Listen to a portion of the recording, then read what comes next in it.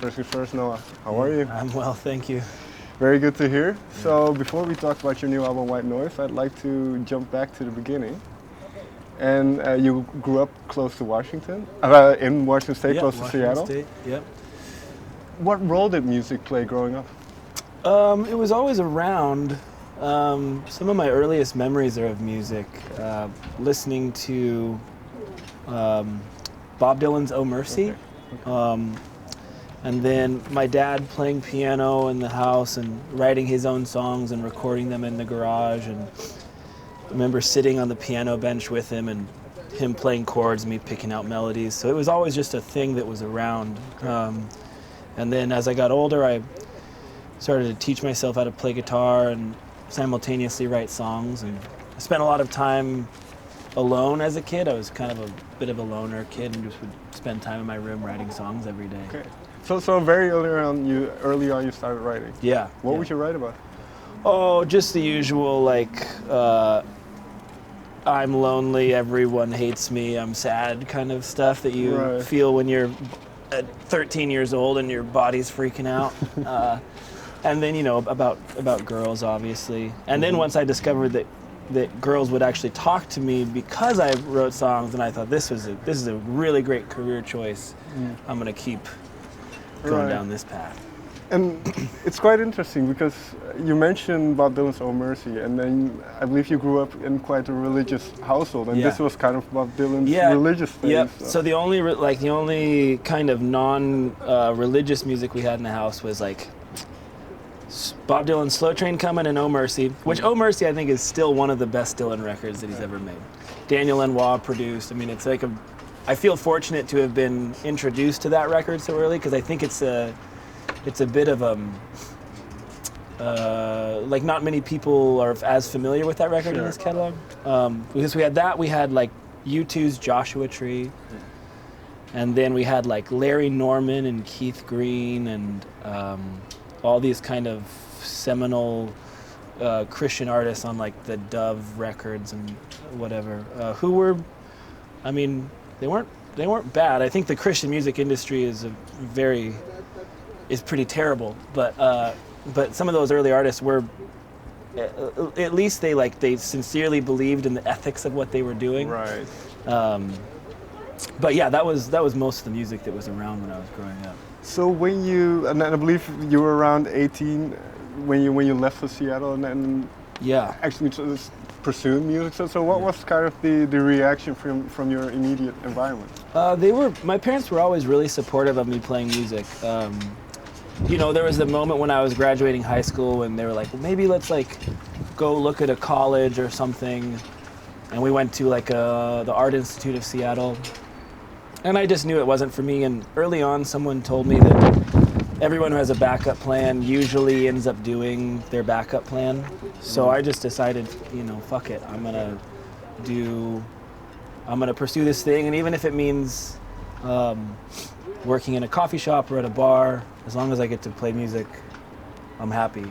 And then that transition to, maybe I can make a living doing music. And I moved up to Seattle and lived on people's couches and in my car and in a garage. And I worked a couple different odd jobs, but finally was able to pay my rent making music in like 2011, which was amazing. Sure. I still feel very fortunate for that. And because of that, I can imagine those initial years can be quite hard. Like you say, you're sleeping on people's couches, you don't have a lot of money. So what is the drive in those years? What keeps you going? Well, I think I had nothing to lose. I was a kid. I didn't know anything else. When I moved out of my folks' house when I was like 17 or 18, and I was pretty good at living off of not very much, and I loved playing music, and it was the only thing I wanted to do. It was the only thing I was good at. So it was kind of like I had no other option, because if I didn't make it somewhere in music, then I'd probably be working at like a gas station or something. It's interesting that you say it's the only thing I was good at. Because has there been a moment where you kind of realized that you were good, or kind of realized I can touch people with what I do? Yeah, I mean, honestly, I think it like I was only half joking about the girls thing. Like I think there's been a couple moments, but there was someone early on who like told me it was good. Okay. Told me that it was, you know, meaningful, and that was like, wow, I'm gonna go write 100 songs and I'm gonna play them all for this person. And then like further on down the road, there were different people like that, not all girlfriends or anything, but just people who came along and said, this is worthwhile for you to keep doing. And my parents were always super supportive of it, so I've been lucky to have really good people in my life that helped me out. And as your songwriting progressed, what did you gravitate towards in songwriting? Was there a particular style or particular emotion you were looking for?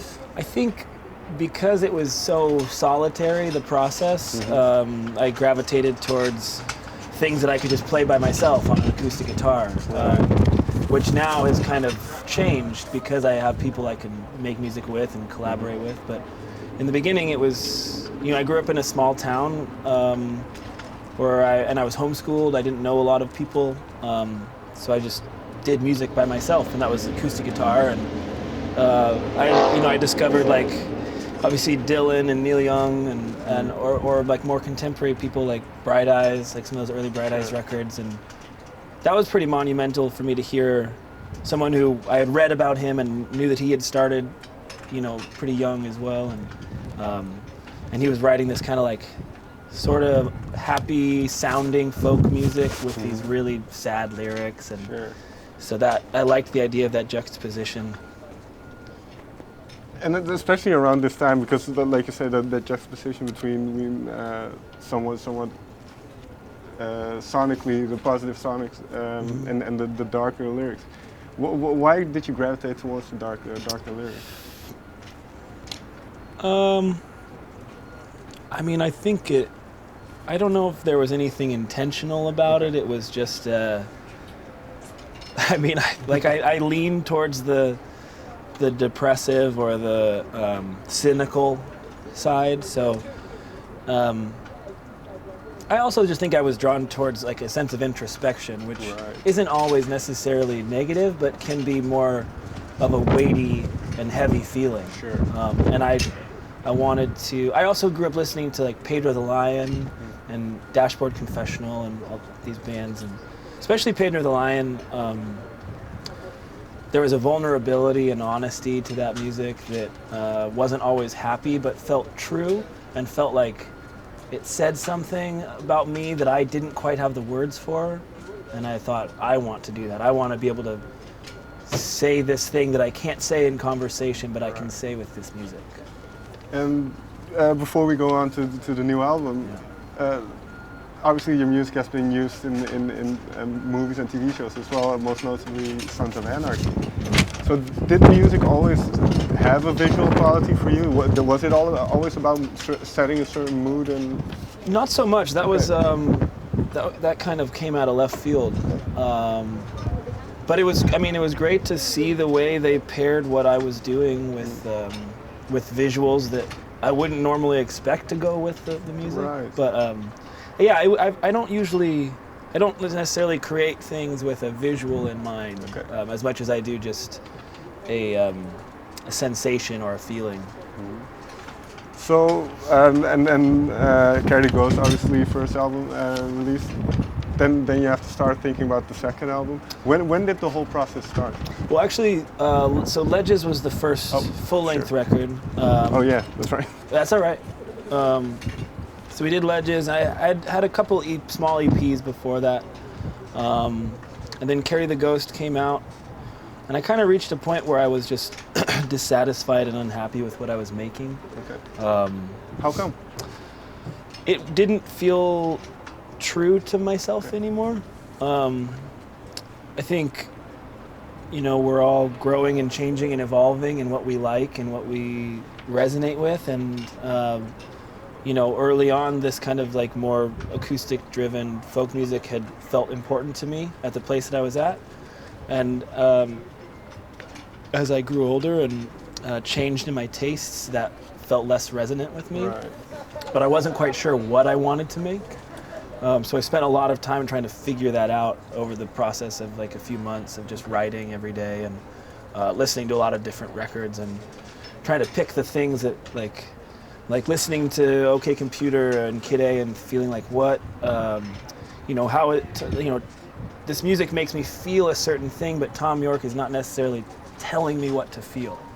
It's these kind of vague abstractions that create this haunted sense of anxiety or paranoia, or listening to like Nick Cave and these really dark, brooding stories that don't, they don't have an ethic or a moral attached to them, right. but they create a mood. So I think I spent a lot of time writing music that was very literal and on the nose and confessional about this is what I'm feeling and yada yada. And I think I wanted to make something that was a little more abstract.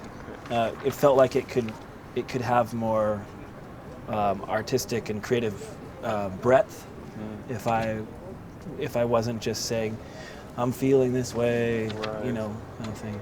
And you say you were experimenting a lot for a couple of months. Was there a catalyst or maybe a song, maybe like you say, OK Computer, or was there something that kind of sparked what the album would become?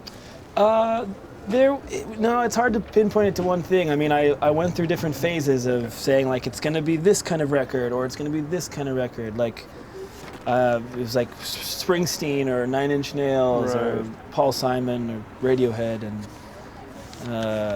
and it ended up kind of just being an amalgamation of a lot of different things. But it was important for me to go through that process and reach my own conclusion creatively.